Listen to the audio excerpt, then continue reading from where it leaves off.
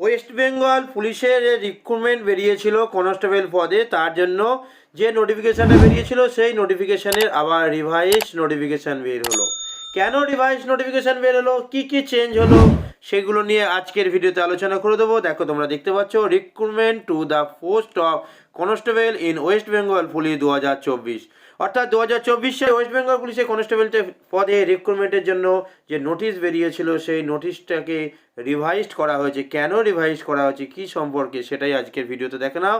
বলা হয়েছে with the reference of the, অর্থাৎ এই নোটিফিকেশান অনুসারে কী হয়েছে না, একটা রিভাইজড করা হচ্ছে নোটিশটা। কেন, কী সম্পর্কে, কী সম্পর্কে, তা হচ্ছে না বিভিন্ন ভ্যাকেন্সি সম্পর্কে। Vacancy constable in West Bengal police 2024 has been revised. কী জন্য, দেখো ভ্যাকেন্সিগুলোকে রিভাইজ করা হচ্ছে। কতগুলো ভ্যাকেন্সি আছে, দেখো ভ্যাকেন্সি পজিশানগুলোকে কোন কাস্টের কী, দেখো তোমরা দেখতে পাচ্ছ। আনরিজার্ভড মেল হচ্ছে 840 এবং ফিমেল হচ্ছে 360, টোটাল হচ্ছে 1200। তারপর দেখো আনরিজার্ভড, ঠিক আছে।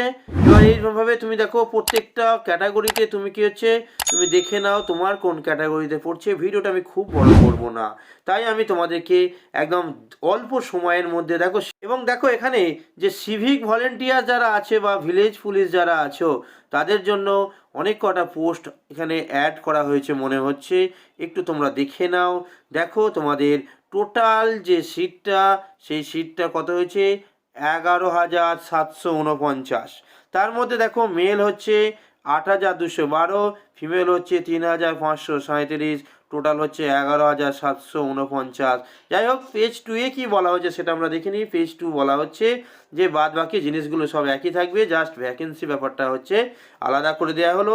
যাই হোক, ভিডিওটা বড় করলাম না, কিন্তু মূলগত জিনিসটা ধীরে ধীরে আরেকবার দেখিয়ে দিলাম কাদের জন্য কোন পোস্টের কতগুলো ভ্যাকেন্সি আছে। প্রয়োজনে ভিডিওটা তুমি স্লো করে নাও কিংবা স্ক্রিনশট তুলে নাও।